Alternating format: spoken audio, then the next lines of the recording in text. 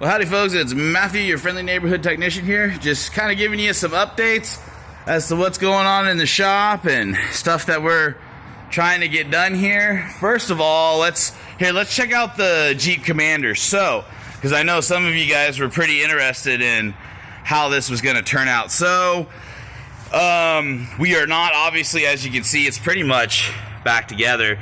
We are not replacing the engine in this one. The owners opted just to go ahead and put it back together, try to get it working. Notice I said try to get it working, and then I think the owners are going to take it and go from there. So those of you that are just now catching up with us on this video, we started to work on this Jeep Liberty here. Liberty Jeep Commander. I always confuse these with the Liberty, the Commander and the Liberty. They look alike. Anyway, so it came in with a knock. The knock we identified was coming from behind the timing cover. Longer story short, we opened up the timing cover, found some broken tensioners and guide rails. We found a broken guide rail down here. We found a broken tensioner and tensioner guide rail here. And so we went ahead and began to replace the timing. At the same time, we also decided to replace the coils and the spark plugs. Now, I'm more than likely going to go ahead and just refund these parts because these parts are obsolete, because the engine is obsolete, because the engine is full of metal. And so this job has just absolutely gone south. So we got into changing the timing and replacing that, and here it is here. Here's all the old stuff, plugs and wires. I don't think I have the broken. Yep. There's that one. And so that was cracked and broken. That came out on us. Okay. And so as we were putting everything back together, one of the things that I do is I observe and examine all parts 100%. And so something we found is the gear still here. Yep, the gear is still here. Okay, something we found. We noticed that the snap ring on the original timing gear here, there's a big snap ring in here. We noticed that the snap ring was missing. And then we started measuring stuff, and we noticed that this whole thing has shifted and has moved, and so the clearance here is different, and it's been pressed forward down there. And so bottom line is we had to stop for a moment and ask ourselves, well, if that snap ring is missing and it didn't come off while we took things apart, where the heck is it?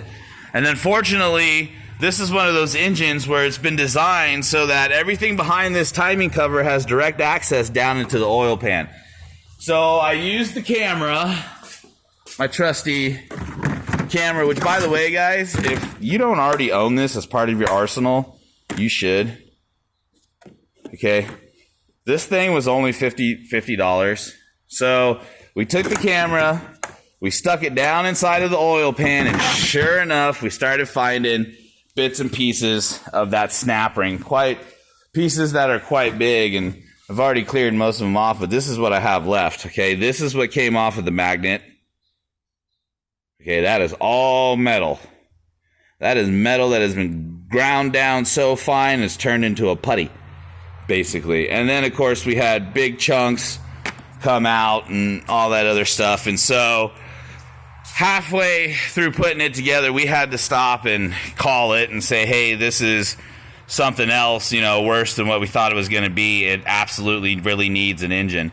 So, and then in the end, in the long run, the owners decided not to replace the engine. So I've put everything back together. It does have all new timing, all that other stuff, water pump, all the parts we bought that we originally bought will be new because we can't put the old parts back on it, especially the ones that are broken. But as far as these new coils go, that was one of those deals where I realized when we got in there, I was like, hey, you know what? We're already in here pulling spark plugs and coils anyways. We might as well replace them. So I went ahead and charged the owners the parts on it, but not the labor, which is something I do in this shop. If you're already in here and we find something else that needs to be done, I'll just charge you the parts. I won't charge you any extra labor or anything like that. So, but unfortunately, this whole thing is just a bust. So I think it's only right that we end up just refunding those because, you know, I can't guarantee after I'm done putting this thing together if it's going to run right. I can't guarantee it's not going to eat itself up here in the next couple weeks, couple months. I mean, who knows? Bottom line is this engine is contaminated with metal, and so it's done. It's done. So that's that. So I'm going to get that finished up this weekend and get that out of here. And then, as you can see, I've got a lot of other stuff going on as well. The Mercedes is on its way out here the next couple days as well. It's just a nightmare of a job. Yes, I call it the lemon. It is, man. This thing has got more issues with it than you can shake a stick at. So I just feel bad. I really do. I feel terrible about this one. And actually, this one is going to have some things behind it when I'm done with it. I'm thinking once we're done with the AC, both front and rear and all that other stuff, we just get her out of here. Don't charge any labor on it. Just let it go and just let it be. And a lot of people will say, well, why would you do that? The reason why I do that is because what I have going on here in this shop is not necessarily like Goodyear or Firestone or any of these big name shops. I'm a small family owned shop, and so ultimately I've come to realize there's a big difference in needing and wanting.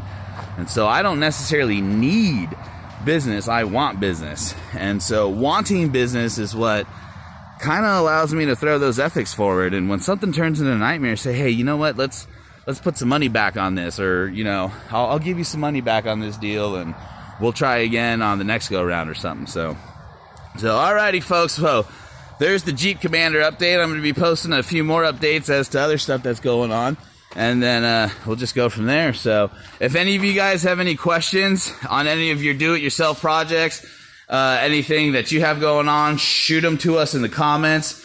Either myself or one of my followers will more than likely answer you. I love that I've got a following going on this channel that has other mechanics involved that are answering people's questions. That's really cool. So, all right, guys. Well, this is Matthew, your friendly neighborhood technician, signing off.